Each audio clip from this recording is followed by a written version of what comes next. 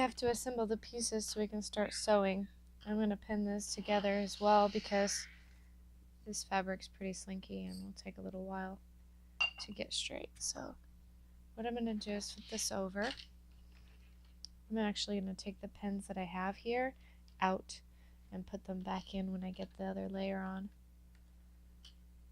They really helped me not have to keep lining things up as I poked my snaps through. But I don't need them at the moment.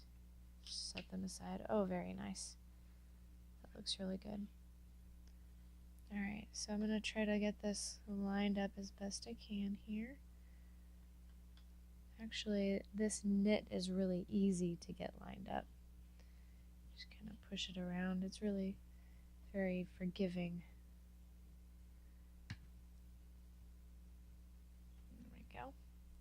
This is going to be a great diaper. It's kind of plain, being gray t-shirt knit, solid gray, but it will catch poop. Okay, so just like the other videos, we have the shiny side down towards the table. We have the shiny side up towards the ceiling. So shiny's out.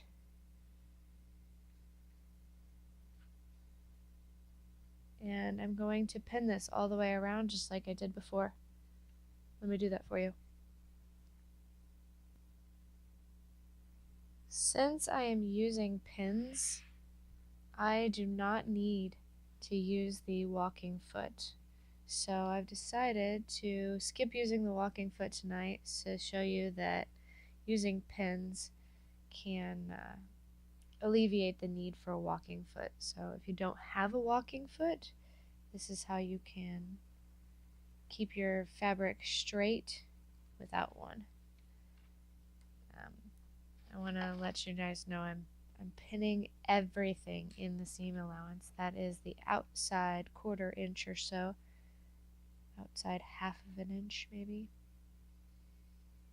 I'm staying as close to the edge as I can and still get fabric caught. And each time, each pin, I line up the fabric, poke it through, turn it, shove it back through the front. So you line it up, poke it down through, tilt it over, and back through.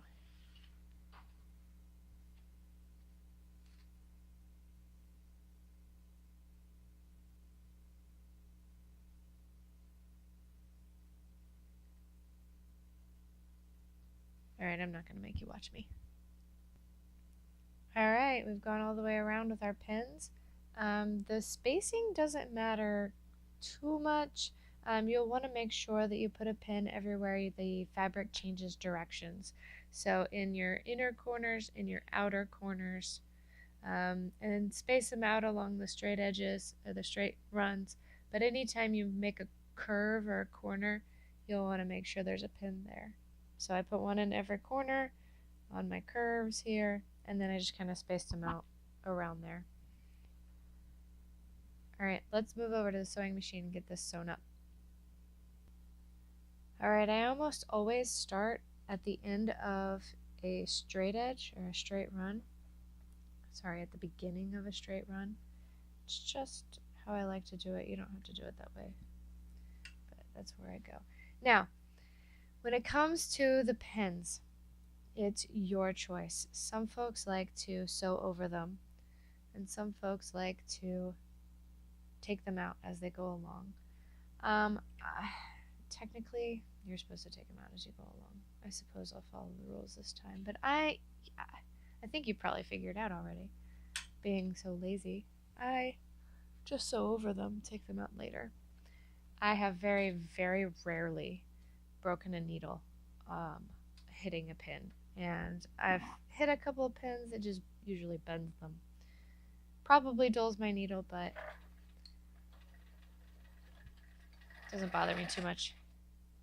And if I forget to take them out as I go along, I'm sorry. I'm only human. Alright.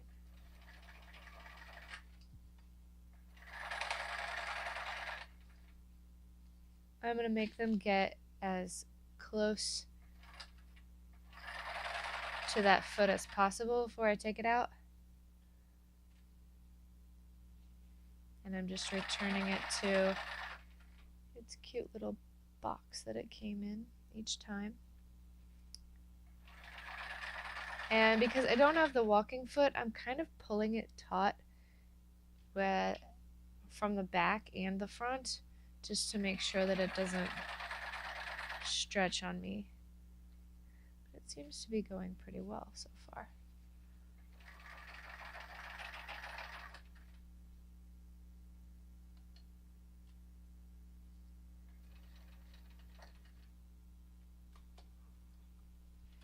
Put the needle down, lift the foot, make your turn,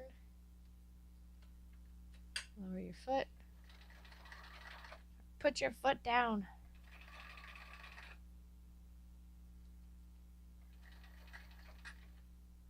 Lower your needle, lift the foot, turn, put your foot down. I think at least once in the last 2 videos I forgot to put my foot down. I'm on a roll. And each time I reach a pin, I just take it out. Keep sewing. This is very, very slow and tedious. Here I said, it's late, I'm gonna go fast. And that worked out, didn't it? I decided to take the longer way. Let's take the scenic route. Alright, I'm to a curve here. I'm gonna slow down just a little bit. I am keeping the edge of my fabric on the first line just past this foot. If you've seen me sew at the walking foot, my walking foot's a little bit wider than this foot is, and so I usually just put the fabric right on the edge of the foot. But since this foot is skinnier,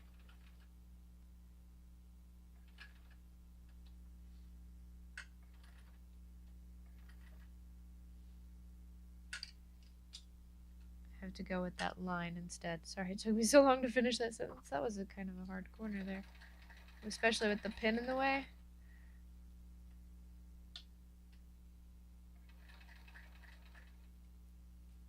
My husband laughs at me because I will start a sentence and then not finish it for several seconds. And he's like, waiting. And I just did that to you guys, so sorry.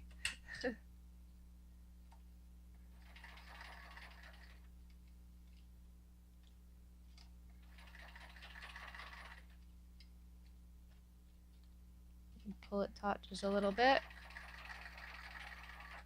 Almost stretching it, but try not to stretch it.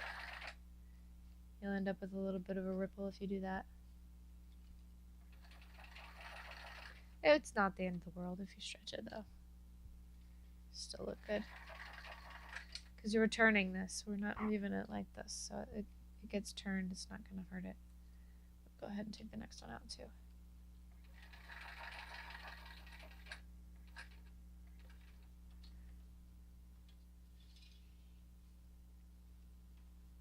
Take the next one out. Put too many pins in. You could get by with a lot less pins than I did. Just saying.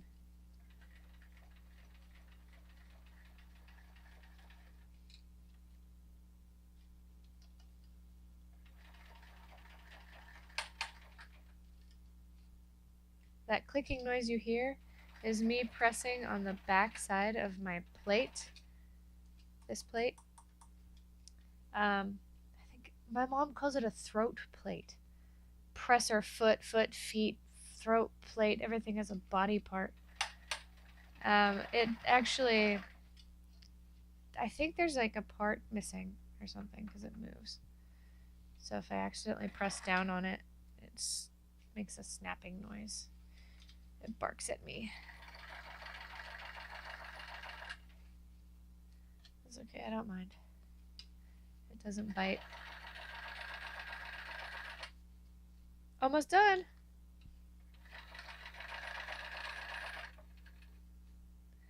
Next steps, we will mark for our elastic and turn the diaper right side out.